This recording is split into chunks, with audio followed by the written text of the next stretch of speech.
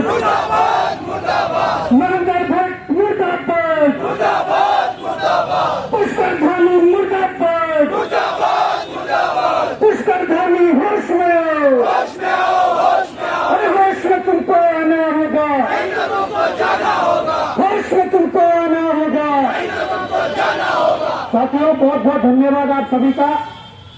आप सभी एक बार पुनः सड़कों पर उतरे हैं, और सड़कों पर कब उतरे हैं? जब आपको भावनाएं आहत हुई है, जब आपके स्वाभिमान को ठेस पहुंचाया गया है। शुरुआत एक व्यक्ति करता है, शुरुआत एक संगठन करता है, परंतु अगर वो शुरुआत सही है, प्रदेश के तो हित में है, समाज के हित में है, तो निश्चित तौर पर उसे सफलता मिलती है। और आज जिस प्रकार से इस पहाड़ को ललकारा गया है, इस उत्तराखंड को ललकारा गया है, निश्चित तौर पर आज हमें एकजुट और एकजुट होने की जरूरत है। हम नहीं कहते, हमने कभी पार मैदान नहीं किया और हम न करेंगे, परंतु इतना जरूर बताना चाहेंगे कि पहाड़ हमारी मातृभूमि है, जन्मभूमि है। अगर उसे ललकारने की किसी ने कोशिश की है, उसे मुंह तोड़ जवाब दिया जाएगा। आज जिस प्रकार से जो लड़ाई आगे बढ़ने वाली है, गांठ बांध लो, गांठ बांध लो। ये छोटी लड़ाई नहीं है, ये छोटी लड़ाई नहीं है। इस लड़ाई के लिए जैसे जैसे आगे बढ़ेगी, तमाम प्रकार के प्रपंच षड्यंत्र सरकार के द्वारा किए जाएंगे, इनके द्वारा किए जाएंगे, परंतु आप लोगों को अपनी एकजुटता बनाए रखनी है। जिस प्रकार से जो विधानसभा के अंदर कहे गए जो शब्द थे, उससे आज पहाड़ के बच्चे से लेकर जवान से लेकर बूढ़े तक सबकी भावनाएं आहत हुई है। मैं सुबह एक वीडियो देख रहा था, अंगोला में एक छोटा बालक है 10-15 साल का, उसने भी वीडियो बनाई है। उसकी अंतरात्मा जागी है कि मातृभूमि को ललकारा गया है, और मातृभूमि को ललकारने वालों को हम छोड़ेंगे नहीं। तुम क्या सोचते हो कि तुम पहाड़ मैदान कर दोगे तो सारी चीजें हो जाएगी? अरे जिस राज्य की पहचान ही पहाड़ी राज्य के रूप में है, उस राज्य को तुम कहेंगे कि ये पहाड़ी। अगर इस राज्य में कोई हरिद्वार में भी रह रहा है, उधम सिंह नगर में भी रह रहा है, देहरादून में भी रह रहा है, उत्तरकाशी से लेकर पिथौरागढ़ तक रह रहा है, वो सब पहाड़ी है, वो उत्तराखंडी है। ये राज्य खैरात में मिला नहीं है, ये राज्य भीख में नहीं मिला है। इस राज्य के लिए कुर्बानियां हुई है, इस राज्य के लिए शहादतें दी है, और उन शहादतें देने के बाद आज हमें क्या मिला? आज अगर हम गांधी पार्क से आए हैं और इस जगह पर पहुंचे हैं, एक नजर मार के देख लीजिए। स्वर्गीय इंद्रमणि बडोनी जी उत्तराखंड के गांधी थे, उन्होंने वो अलग जगाई थी इस राज्य को बनाने के लिए। क्या आज इनकी आत्मा नहीं रो रही होगी? क्या आज उन 42 शहादतें जो हुई है, क्या उनकी आत्माएं नहीं रो रही होंगी? हम क्या कर रहे हैं? हमारे लोग क्या कर रहे हैं?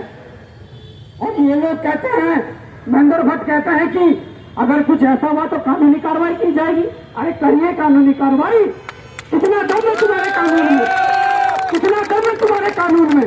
संविधान में लिखा हुआ है कि जातिवाद नहीं होना चाहिए, संविधान में लिखा हुआ है कि क्षेत्रवाद की कोई बात नहीं है, परंतु संविधान में जातिवाद और धर्मवाद लिखा हुआ कि नहीं होना चाहिए। तुम कहते हुए कि क्षेत्रवाद के लिए अलग कानून लाए हो। अरे किसने क्षेत्रवाद किया? हमें इस प्रदेश से प्रेम है, हमने तमाम लड़ाइयां लड़ी है, हमने रोजगार की भी लड़ाई लड़ी है। अगर मुंशियारी के व्यक्ति को फायदा पहुंचा होगा, हरिद्वार के व्यक्ति को भी फायदा पहुंचा है। अगर चमोली के व्यक्ति को फायदा पहुंचा है, उधम सिंह नगर के व्यक्ति को भी फायदा पहुंचा है। हम लोगों ने भ्रष्टाचार के खिलाफ लड़ाई लड़ी। अगर उस भ्रष्टाचार में रोकथाम हुई, अगर आज परीक्षाएं पारदर्शी रूप से संपन्न हो रही है, तो फायदा केवल चक्राता उत्तरकाशी के लोगों को नहीं हुआ, वो फायदा समूचे उत्तराखंड को हुआ है। और आज धामी जी खुद मंच पर आकर कहते हैं कि अगर कोई ऐसी बात करेंगे तो उन पर कानूनी कार्रवाई करेंगे। मैं कहता हूं कानूनी कार्रवाई करिए। सबसे पहले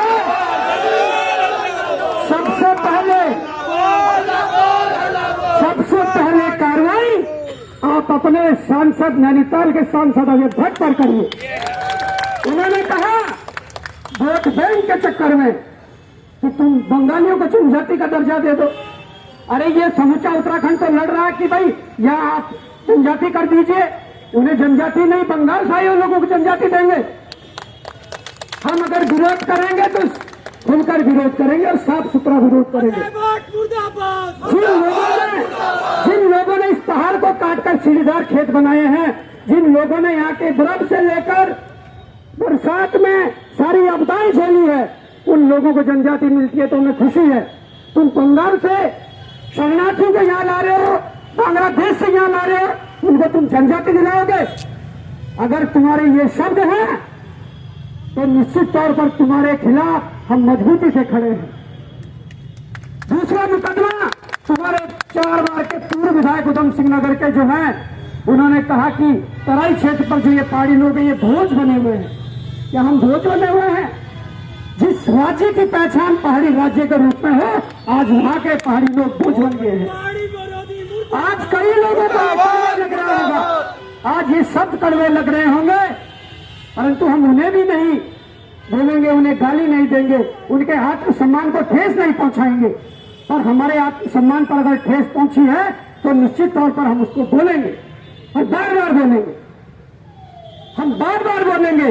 विधानसभा के अंदर देखिए, जब द्रौपदी का चीरहरण हो रहा था, एक बद्रीनाथ से चुने नए विधायक आए, उन्होंने 2 शब्द क्या बोल दिए कि आप क्या कह रहे हैं। तो वैसे तो अगर पहाड़ी के लिए, इस पहाड़ के लिए, इस उत्तराखंड के लिए अपशब्द अगर प्रेमचंद अग्रवाल ने बोले थे, तो पूरे विधानसभा के अंदर कम से कम जो पहाड़ से चुने गए विधायक थे वो सत्ता पक्ष के होते, विपक्ष के होते, उन्हें सदन में हंगामा कर देना चाहिए था, सदन को स्थगित करके बाहर निकल जाना चाहिए था। परंतु ये छोड़िए, आप सत्ता पक्ष को छोड़िए, यहाँ तो विपक्ष तक के विधायक खड़े उठने के लिए तैयार नहीं थे, विरोध करने के लिए तैयार नहीं थे। आप क्या समझोगे इससे? ये तो मिलीजुली सरकार चला रहे हैं। ये नाम के कांग्रेस और भाजपा है, काम इनके रात को 11-11 बजे सीएम आवास जाते हैं, वहीं से इनके क्रेशर चलते हैं, वहीं से इनका सब कुछ चलता है। रात के अंधेरे में जाते हैं, फिर अपनी फाइलें आगे सरकाते हैं। ये हमारा भला करेंगे? आप बताइए, ये हमारा भला नहीं कर सकते। बार बार कह रहा हूं कि ये सामाजिक लड़ाइयां लड़नी अच्छी बात है और लड़नी भी चाहिए, पर ऐसे दोगलों के साथ, ऐसे गद्दारों के साथ राजनीतिक लड़ाई लड़नी पड़ेगी। और वो राजनीतिक लड़ाई तब लड़ी जाएगी जब एकजुट और एकमुठ हुआ जाएगा। जब ये प्रदेश उस पिछले दिनों को याद करेगा, उस आंदोलन को याद करेगा जब यहाँ की माताओं के साथ किस प्रकार की अभद्रता हुई थी, जब 42 शहादतें हुई थी, हजारों लोग जेल की यात्रा में गए थे, कई लोगों ने लाठियां डंडे खाए थे। उसके बाद भी राज्य बनने के बाद तो आंदोलन कंटिन्यू चल रहे हैं।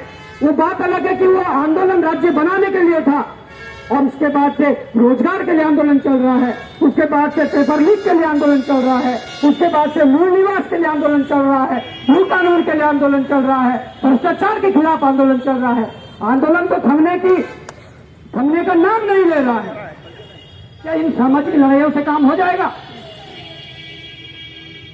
जब तक इनके खिलाफ राजनीतिक शक्ति को खड़ा नहीं करोगे, ये लोग ऐसे ही आपस में हमें बांटते रहेंगे, लूटते रहेंगे। चोर बनते रहेंगे। आज हम लोगों को समझने की जरूरत